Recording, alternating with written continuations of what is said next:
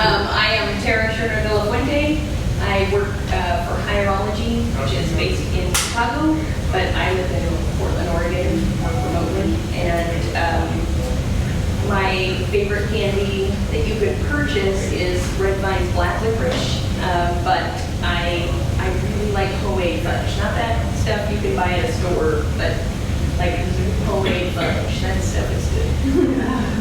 Yeah. Well, thanks, Tara, for coming all the way from Portland for us. Thank you. And Lisa Rakusic is not here right now, but she was kind enough to sponsor our speaker tonight. So thanks, Lisa. The plane worked. So The plane I'm worked, really satisfied. despite all the ice Yeah. and everything else. We got here and we got done. So without further ado. All right. I'll go over to the more formal side of it. Now I am more formal. Okay, well, I've covered the intro, but you can find me. Twitter is kind of where I went once I got into tech, and so you can find me at Media Remedial. And then as a goat, you can find me at Goat User Stories, also on Twitter. And there are some stickers that look remarkably like this goat over there, and you should pick some up. You should pick up at least 2 because they're herd animals, and they need a friend. So thank you, Cheryl, for having me here. I add that I'm one of those kind of people who, like, I know there's people who like rehearse these things over and over again. I do, but then I take things out and add to them all the way till the end. So the last thing I added was this quote, which I'm going to read to you. All you do by swearing too often is show people that you're not in control and that you don't have pride in yourself. So I fucking cut them off my social media. That's just, they're gone now. I don't follow the person who said that anymore. Also, I might curse during this talk. Not usually the F-bomb. We talked about this, I've already dropped it, it's over now. Everything else will seem mild. We can always meet you if you feel bad about it. I feel no shame. But if it's creative cursing, I'm a big fan of cursing. Well, they say people that swear have higher IQs. So. I like the heckling that's going on here so far. Supposed to be sounding that, sorry. No, I liked that part. That's very supportive heckling. I don't know if that's a thing that can happen, but it is. I'm going to get to the part of the story where I end up getting fired, and thank goodness the sponsor isn't here because I don't know if she knew I got fired before she flew me here. Okay. So you should know though I am employed. I pushed code today. My product owner said good things about me today. I mean, it's all looking up. Nothing. This thing right here. But it does work out okay in the end. But Cheryl did bring candy specifically. I said people might need comfort food. So my most recent employer did fire me, and that I was doing a lot of speaking sort of off and on through there, and the title for this talk popped in my head in a really pathetic, thudding way as like within a few days of being fired. What if it's not imposter syndrome? And I'm like, that's the title of my next talk. If anybody ever asks me to talk again. You know, there was some, this is a fainting goat, by the way, he's not dead. He'll be fine in a second. But if you're not familiar with the term of imposter syndrome, basically, if it was just imposter syndrome, I would feel that I didn't deserve to be there. I would feel incompetent, but the truth is there would be some discoverable evidence that in fact I was competent enough. And a good way to distinguish between whether you are experiencing imposter syndrome or you are really an imposter and not good at your job is they fire you. And so then you know for sure that it was not just imposter syndrome. Ideally you find out before then, but theoretically they do not fire you for thinking you're inadequate, just if you actually are.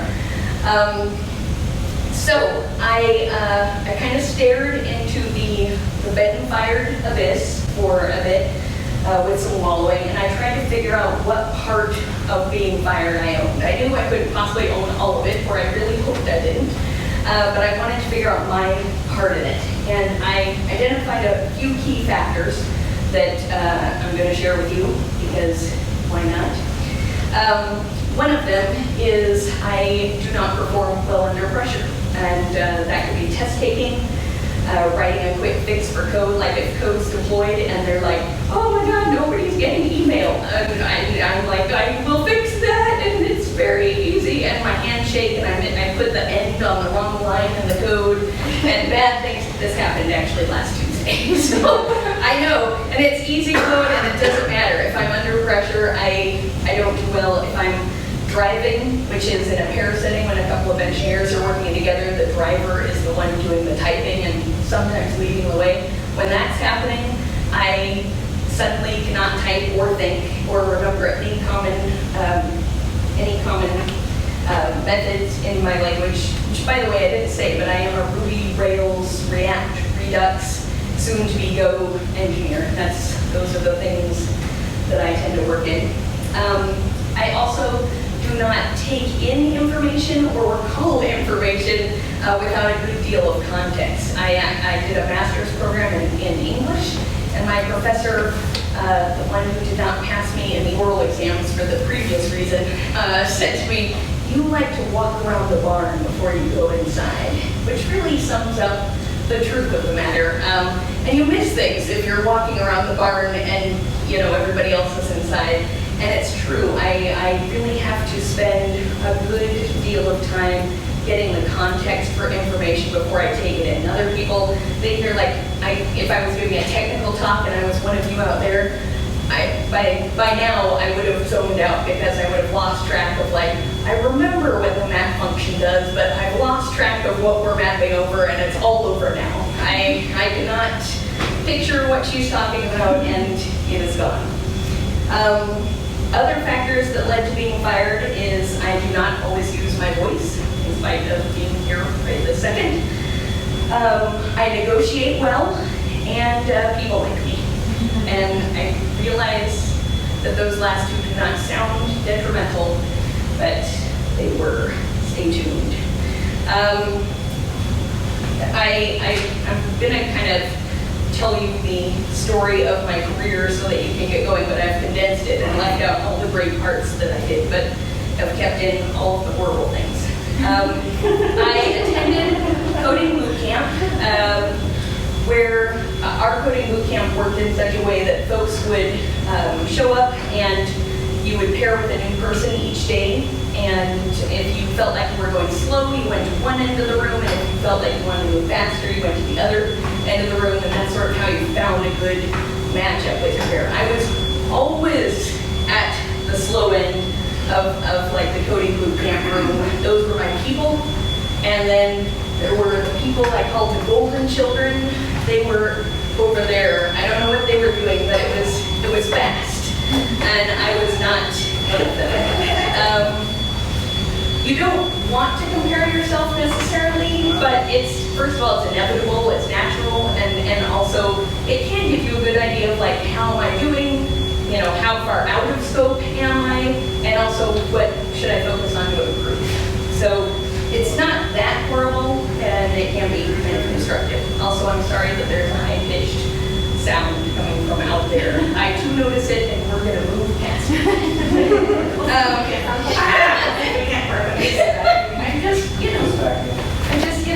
People, especially in tech, a lot of people notice these things, and I'm like, I have not missed it. So at the end of boot camp, I did make a good impression on a couple of different people in the job fair that we had at the end. This is not the part where people like it was a problem. This was a good part. And so I had also worked in human resources for a few years, and I was pretty good at negotiating and got myself a pretty good junior developer salary. And a few months later, when the boot camp released some anonymized kind of where people were and what they were doing, especially if they weren't in development or something, they also released their salary. So it was all anonymized, but there was my salary, and it was the highest one there. And it's not the money that I'm bragging about, it's that I'm really a good negotiator. I wanted to prove that to you so that when I say it's a problem, you'll know I'm telling the truth. But also, what I want you to hear is that just because there really were golden children of code over the other end of the room, and I felt like I maybe was more adept than maybe one or two people over down there at my slow end of the room, I still had other skills that I brought to the table, not just good negotiating, but some other skills that made me, I was still able to be a successful, in that case, a junior developer. So I don't know if you're the sort of person who feels like they might be at the slow end of the boot camp room, but if you are, there's hope.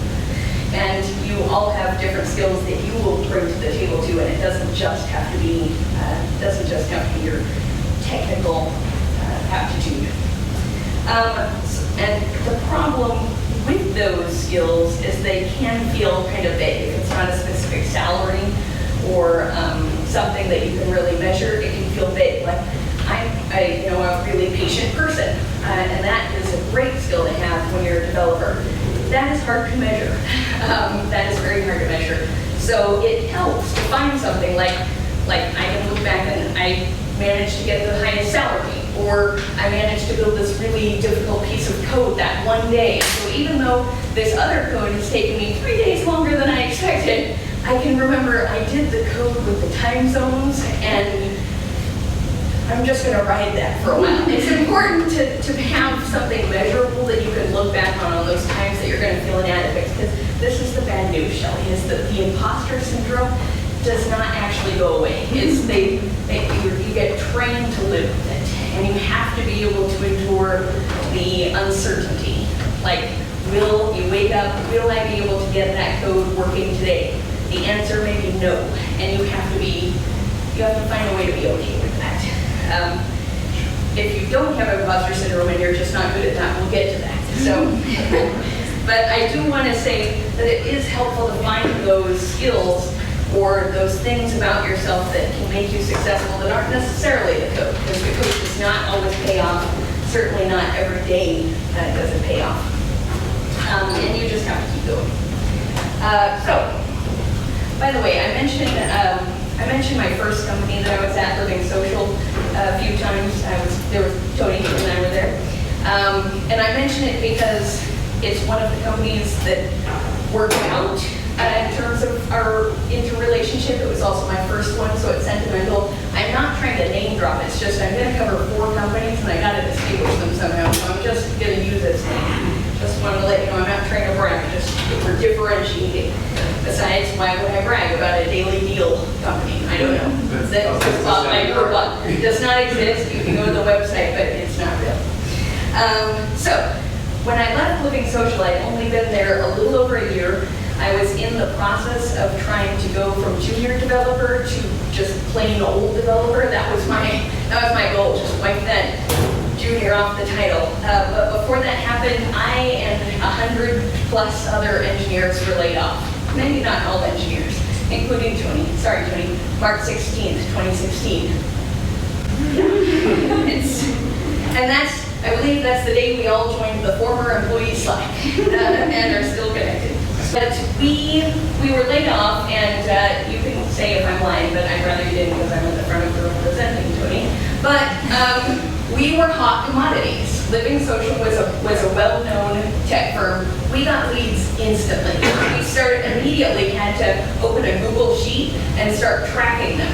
And we were not only just tracking leads we individually got, but we shared those leads to the Google Sheet. I mean, this was a good community of developers. We were not hoarding those leads for ourselves. We were sharing them. So that was a good deal. Not the layoff part. That kind of sucked also. I had whiskey that day. I felt great. We got good severance. At least I did. I don't know. No, I had a good severance. Yeah. It was all right. I was paid to job hunt. But what ended up happening is that very night, laid off, sad, I got introduced by a well-known or well-respected member of the Ruby community. I got introduced via Twitter, a tweet, to the person who would end up becoming my next employer. And that very same night. Now, admittedly, I did tons of interviews with other companies and all that sort of thing, but in the end, Z. Spencer, hired me over at my next company that I'm not going to name because that just didn't go well. But he brought me in. What ends up happening is that, actually, I tell you what, I'm gonna do an aside. I like this place. I'm doing an aside. During the interviewing that I did with all the companies, you're regularly asked by the HR person, what's your most recent salary?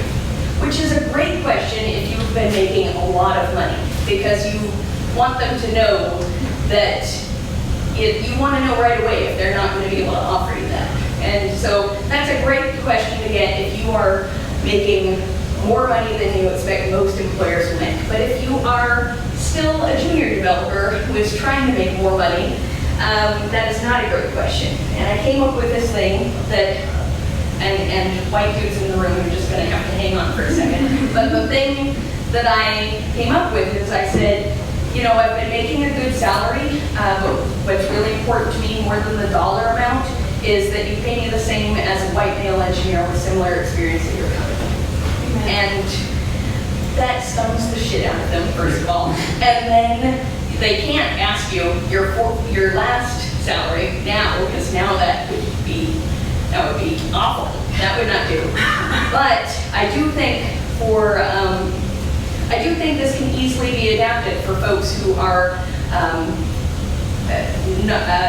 people of color, non-white folks, non-dudes, even dudes, any of you who care about social justice. I feel like you can encourage equal pay in a similar statement. You obviously not, maybe do the whole as a white male engineer if you are one, but I feel like you can still adapt this. So that is my salary negotiation tip for you. So that's what I did, and then let me actually get off the one with the money. Later, during the real negotiations, when I was talking to the CTO, and this is kind of one of the things I wanted to get at, is that I'd already been offered substantially more than I was making. I assume that's what the white dudes with similar experience were making. And I asked for more. And I asked for more because they were in San Francisco, and I figured they were used to paying more. And I was still working remotely from Portland. I asked for more. They did hesitate, and I asked for that salary and less of a bonus. I was willing to negotiate that way, mostly because I never consider a bonus when I consider my salary, and they did end up kind of changing the bonus structure at that company, and other people were very upset and sad, and my big salary kept coming, and that was delightful. So there's another tip for you. And so at the end of it, I got brought in. We actually never talked about at what level, but I got brought in, and I had a 50% raise from my time at Living Social, and so that was pretty good. So I got in, and I'm feeling every bit the amount of junior developer that I would feel since I just left being a junior developer at a company. I'd only worked in one code base, gotten one set of tools before, and just like at boot camp, my colleagues at that company started to get a feel for how fast I coded and how much I knew and all of that. But remember, they got that feeling because we were pairing and I was driving. And if you remember, I don't do well when I'm driving in a pairing situation. And so I got discouraged by seeing how much more advanced they seemed to be than me, and how much faster that they thought, or I thought that they were. And should you think that is just imposter syndrome, that I'm like giving myself a poor self-evaluation, at one point I had a one-on-one with my CTO, the same guy I had negotiated my salary with, and he said, one of the team leads said that you may not know Rails as well as we expected. And he looked so disappointed, and I felt, my gut was just wrenched. I'm like, oh man, it's not, that's when I got that feeling that I didn't say it to myself then, but I can say it now, is I'm like, that was not just imposter syndrome. It's not just that I think I'm not as good as my colleagues. I've gotten this feedback. It's direct, it's clear. I am not measuring up. My hope still was, because you always hope it's just imposter syndrome, is my hope is that like I might be a little bit out of bounds, like maybe not quite as good, but still not horrifyingly lower than they were. And I thought that some of it might have to do with the fact that I get really anxious when I'm driving and pairing with people, and that's the impression that I gave. And I do think that that was part of my performance ability, and I kind of sold that to him, and he accepted it, but both he looked kind of doubtful, and I definitely felt doubtful. You know, that this was the first feedback I got where I was not doing the thing.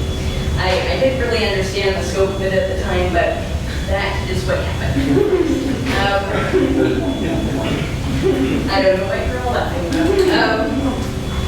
But I kept going, and eventually, I gained more skills, because what choice did I have there? I kept going at that company, and I did eventually prove myself. The developers did kind of a rotation of deploying to production once a week, and whenever I deployed to production, things went so smoothly, and the CTO and everybody noticed that, like, when Tara's in charge, people get their stuff in, and I'm very good with process, and nobody's watching me while I'm typing while I do process, so I'm very good at that. And I'm not only good at that, but it is a thing. It's, again, one of those skills, and even one of those measurable skills, where you're like, oh, this is another thing I have kind of in my toolbox that I can sell as a thing that makes me a good employee, when I'm really thinking I don't know Rails as well as I'm supposed to do. But this alludes to the fact that management changed, and people began to flee the company. And I started thinking, maybe I should flee the company. But I just started thinking that, and then 4 people from the Slack that Tony started on March 16th, 2016, that fateful day we will never forget, our anniversary is coming up, reached out to me from 4 different companies and asked if I was interested in making a move. And this was happening, and I of course said yes. And so I went through the interviewing cycle. I don't know if you've done tech interview cycles, but they are daunting. And I did them, like 4 of them, over the period of about 2 weeks, and came down to a couple companies, and I went with the one that seemed like the best people matchup. And that was kind of the choice that I made. But I'd improved enough by that point. I would say, skill-wise, it's only been maybe 2.5 years altogether combined between the things. I felt like I was in the early stages of being a regular old software developer, without the junior attached to it. And maybe other people were more advanced than I was, but just acquiring knowledge and retaining it takes a little while. So, yeah. The new company was a small startup with an Ember front end and a Rails back end, and it was very small.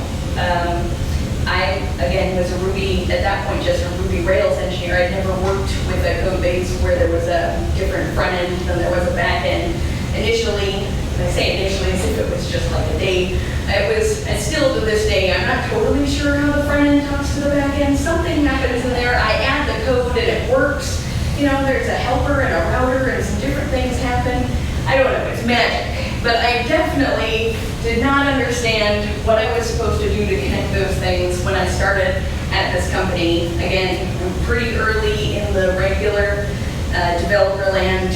And because the CTO and I had known each other kind of from Living Social, we didn't have great communication about what level I was coming in at, or what my responsibilities would be. And we both had, I knew he had a good reputation at Living Social.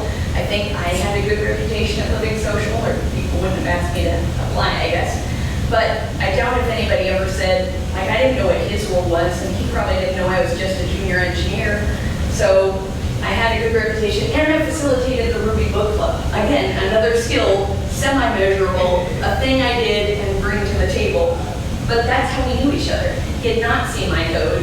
He didn't know he didn't seem to know the level that I was at. And so I got in, and they wanted me to build features, which is fine. Once I learned Ember, that's fine. But they also wanted me to do some senior engineer level stuff that to this day, I have no idea how I would start to learn it. Elasticsearch was involved at one point, and I still don't know Elasticsearch. Do you know Elasticsearch? Well, Maybe later. if you had been around, I might have pinged you and maybe I wouldn't have gotten fired. I made no promises there. I love it. I didn't know it was good. It's over now. There's no chance that it's going to help, but I had no idea what was going on. So at some point I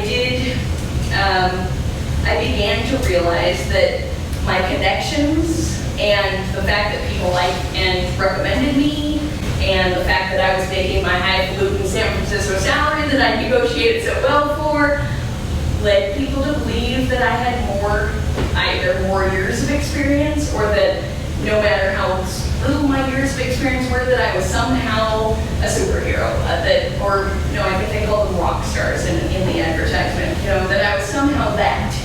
And I just wasn't. I had not achieved the number of years. Did you hear me earlier when I said I was in grad school for English?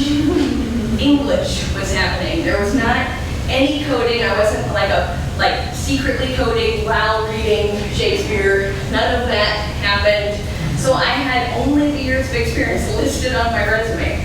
And I simply was not prepared to do any of those things. And it was a very small company, and they did not have the resources. Moreover, once I got there, you get in this frame of mind where you still hope that it's only imposter syndrome. You still hope, maybe I'm not as overwhelmed and horrified and depressed about my inability to do anything as I think. Maybe it's the imposter syndrome they all tell us that we're all going to have and that we learn to live with. And I hoped that that was true. And having gotten in, I wanted so badly to level up, but I don't have that skill to just I'm going to read this book and I'll know Ember by the end of the weekend, and I will also go to a movie. I swear people do that, or so it feels.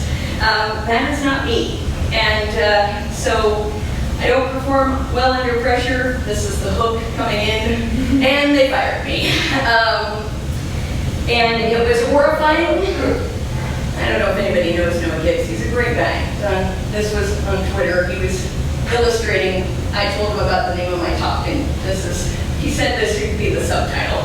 And it's true. I have also not been fired. But it was depressing, and it was a relief. But it totally sucked. I've never been fired before. I've always had great jobs. People have envied my jobs. I can negotiate well, we covered that. I interview well, all the things. But it was like one of the worst things that I've had to deal with. And it was depressing. It was not easy. And then then you have to go back on the job market and sell yourself, feeling you've just been fired, and it's just occurred to you that it's not just imposter syndrome, that you are not at the level that you expect. They train you to live with imposter syndrome. I'm prepared to live with uncertainty. When I woke up this morning, did I know my code would work today? I did not. It all works. It does work, but I am fine with waking up not knowing if the code is going to work or if it'll take an extra day. That's all very fine. But those are things that I know I can somehow do. So what I wish I had done, and this is where my last former employer and I failed, is I wished I had started a conversation. And that's kind of what I recommend to all. It's very scary to start the conversation where you think that the result might be, you're right, you're not good enough to do this job. But it's scarier. It's scary for less time. I lived in just dread every morning knowing I didn't know how to do what they wanted me to do. And that was far worse than I think the worst conversation could have been, because then I could go forward with my employer and whatever that meant. Maybe that means I get out of development, but hey, they think I'd make a great somewhere else or other. And maybe that's an option. You just shouldn't assume that you know all the options, and maybe you don't want any of those options, but you should still have the conversation and hear about what those are, because you don't know what those options are. Or maybe the guy, or sorry, I called him a guy, it's probably a woman. You're probably your woman supervisor, your non-male supervisor, thinks you don't have a problem. Maybe you find out you actually do have imposter syndrome, that you really need to just believe more in yourself and it's all going to work out. And oh, by the way, here is a person who knows Elasticsearch who can help you out through this one thing. And then somehow I know Elasticsearch, which I don't know right now. But whatever that means, and you can make a plan and move forward, and you don't have to want to leave. You can find out what the actual truth is. That the emotional wear and tear of silence during that whole experience, that is just brutal. So it's part of the slide you're going to sort of preemptively attack the problem? I had not thought of that. I would pretend that I had, but I wanted to believe it was just imposter syndrome is how this came to be. But I like where you're going. I like what you're thinking. I couldn't have attacked the problem, but maybe if I'd had the conversation, I could have. Maybe. Talk more about depression. Was it like when you're old enough that you need to be on medication? No, Because I actually have. it is funny that you... But because I had a job I hated, not because I got fired. Yeah, well, we're going to take it aside, everyone. A quick aside, which is that I literally deleted 2 slides on depression because I do not have clinical depression. One of them was to talk about the fact that I do consider myself very privileged because I just automatically, once I get over the initial horribleness, I'm just naturally resilient. And thank God, I totally feel blessed by that. I had a slide that actually said, and here's where I talk about things I have no business talking about, which is that there are a lot of people in tech who suffer from depression. And thank goodness there's a lot of people like you who share it with folks. There's not the stigma that it used to be. Plenty of people in tech get into community together. And from what I understand, again, this is the part where I have no business talking about depression, and I encourage you to talk to somebody who does afterward. But from what I understand, the hardest part is to be motivated when you are under the hardest part of depression. And so if you are in a place where you have some motivation, that's the time to build up that community, somebody who might be a lifeline to you when you can't even reach out to get one. I have no qualification saying that, except that I pay attention when my friends who suffer from depression share. And so I encourage you to find someone who actually knows. I am not the expert, which is why I got the slide. But since I was asked, you bet. I'm the expert, but it's good stuff. Okay, so if you get fired, or you've gotten fired, or you're just plain looking for a job, I thought that things I've already shared, I hope are helpful with some of that, like negotiating well and remembering the skills you bring even when they don't seem necessarily totally relevant to the job, and being able to focus on your strengths during an interview. Certainly got me into jobs. I forgot to say that after management changed, if you remember the dumpster fire that was happening there, management changed and they released a draft of the new org chart, and they didn't have all the positions filled in, but there was my name, and it said senior software engineer. Keep in mind, that was the company I joined with about a year and a few months experience.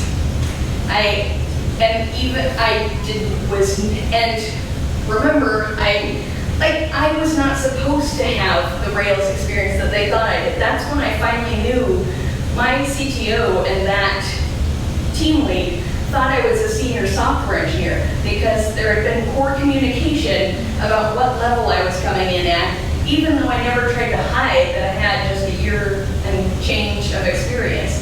These kind of things can happen, and key communication is very important, and I learned that, and unfortunately it took me 2 jobs and a firing to really figure that out. But hopefully some of the things that led to my demise inadvertently are helpful in terms of your own job search. I do want to share how I recovered a little bit, or I got to the part where everything's okay. Once I understood, I took that time after being forced into taking some time. Once I realized what kind of had happened, that I was inadequate for the roles that they had expected me to fill. They thought, like at least the one company thought I was a senior engineer, and I now realized that my last boss who ended up firing me probably also somehow thought I was a senior engineer. Even though, I'd like to say again, my resume is accurate and it shares the positions. I never tried to sell myself as a senior engineer. I just sold the best version of myself, like you do in interviews. But I was too inexperienced for those roles. So once I realized that, then that's okay. Like for me, that's the part where the resilience comes in. I'm like, you know what? I can own that I was not as strong as I wanted to be.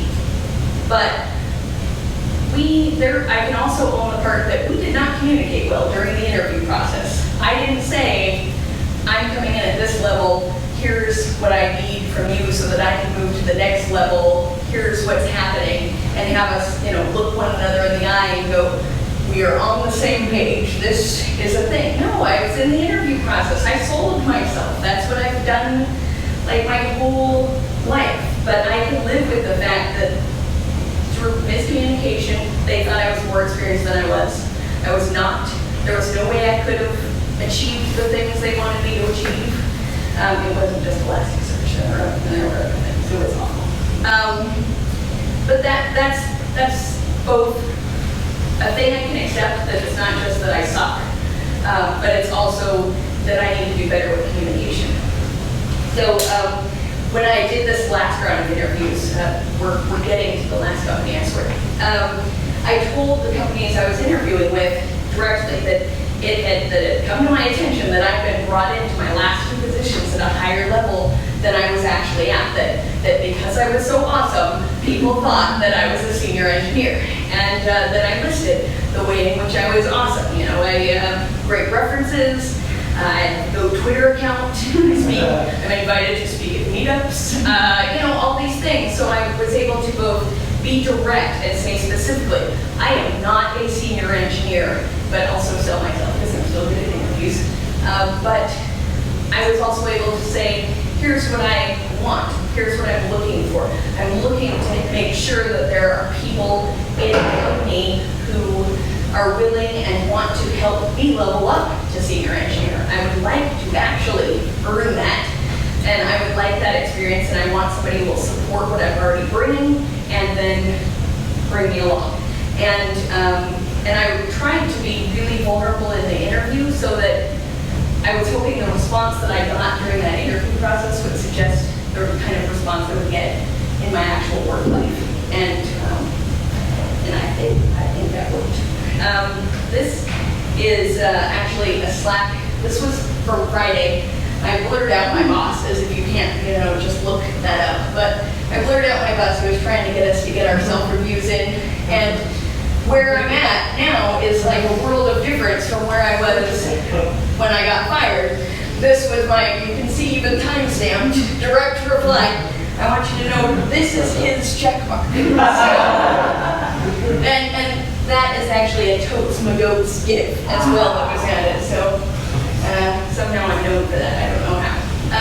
But I feel free enough to evaluate myself there because I know what I lack. If I lack something, it's regular old imposter syndrome, and I'm long past that. It's so much different from feeling that you are inadequate and there's no way that you can get past that. And one of the ways that I figured that out was not just realizing that I had this poor communication and the levels were different, but I also did start looking for things I could quantify or prove to myself when I felt like I couldn't get anything done, that I actually could, that I'd done this, that, or the other thing. Some of them were technical in nature, some of them were, I can run a release like nobody's business, or I can maybe give a talk without losing bodily fluids on stage. No, that's the bar I set. So far good. Okay, but you figure out these quantifiable things so that when you are feeling not good enough, you can give yourself a reality check, because sometimes there isn't somebody around who can give you a reality check or an actual check mark tell you that you're doing okay. I would recommend that folks, I was forced to find time to do this kind of self-reflection and find out how the heck I ended up in the wrong positions, in the wrong roles, and what I was actually good at before I could go market them. Sometimes you do have to take your time to do that, and it could just be a night where you don't watch Netflix, or a walk that you take, or it could be a day off, whatever, but finding some time to really reflect, because it's really hard with, we've got the phones and the things and they're everywhere, but to take that time, if you're feeling like you maybe don't have a good handle on where you're at, what your experience is in terms of your role and how you're performing. Obviously, you might want to have a one-on-one conversation with your boss, but how much better to do that self-reflection ahead of time, and not just in the regular performance evaluation process, but be able to have one of those conversations that's difficult to have, where you don't know if the end result is that they're going to say, you know what, we can give you the resources for that, or let's have you focus on this thing that I found that you're really good at, and we can have so-and-so do this, and in the meantime, 6 months down the road, let's get you in this training. You don't know what that conversation will be. The conversation could also be, you're doing perfectly fine, but something is wrong if you are feeling like you don't know if it's imposter syndrome or not, just the average state of uncertainty that developers live in. Sorry. I also did not know I was going to be a React Redux and developer on my first day, so I feel you know, genius. I thought I was a Ruby Rails engineer until about 4 hours into my first day. And Exactly. yeah, and I remember I'd just been fired for a company where I couldn't quite get a handle on the front end being separated from the back end, so this was great news. Fortunately, my boss, who was blurred out in the last screen, he actually hurt his leg that day and he left, or I might have had a conversation where I'm like, okay, I need out of here. It was rough. But I feel you. But if you end up in a situation where you are questioning, am I good enough? Is it just the regular uncertainty? I just urge you to take that time and not to live in that torment for too long. Really ask yourself how you got there, what skills you have, no matter what they are, or what skills do you want to use that you aren't using? What do you want to keep doing that you're already doing? Figure that shit out and determine what you personally need to be successful, and then have that difficult conversation with your supervisor. I went and found impressive slides. So you may be at a company like the dumpster fire illustration that I gave before, where you don't want to stay there. So find a different mentor, somebody else you can talk through your ideas with, who you respect, and really get it out of yourself so that you're not living in silence and sadness. It's just no good. And again, assume there are options that you haven't considered. That's why we all come out of, we emerge from our caves every once in a while. Please do this down. If it's not imposter syndrome, and you don't belong where you are, then imagining failure, whatever that means to you, for me, getting fired, pretty much that'll do. And in terms of imagining failure, imagine it. and think backwards to what caused that failure. Because being able to identify the strengths and weaknesses that you have that led to that failure can really help you put a kibosh on that, and maybe you're able to stop that in its tracks. Maybe before you get to the point where you have like 2 projects on your plate that you have no understanding of what you're doing. Maybe that conversation can happen before that, and before it's all doom and despair. That is one of the reasons I came here is to encourage you to try to have these conversations early on. And I do believe in this goat. This goat is on my second monitor at work. But I'm also not a platitudes kind of a gal. So I got this guy. Everyone sucks sometimes. That is a thing you must get used to. And you might even get fired. You might suck that much, but hopefully not. If you're alive, stay alive, first of all, and then you've got to try to emerge from that. You've got to reflect on what's happening and what you can do about it, and own your part in it, and own what you're going to do from there. Somehow, you've got to figure out what you need and how you can get the thing. And don't let anyone make you believe that you're inadequate. You might be inadequate for a particular role,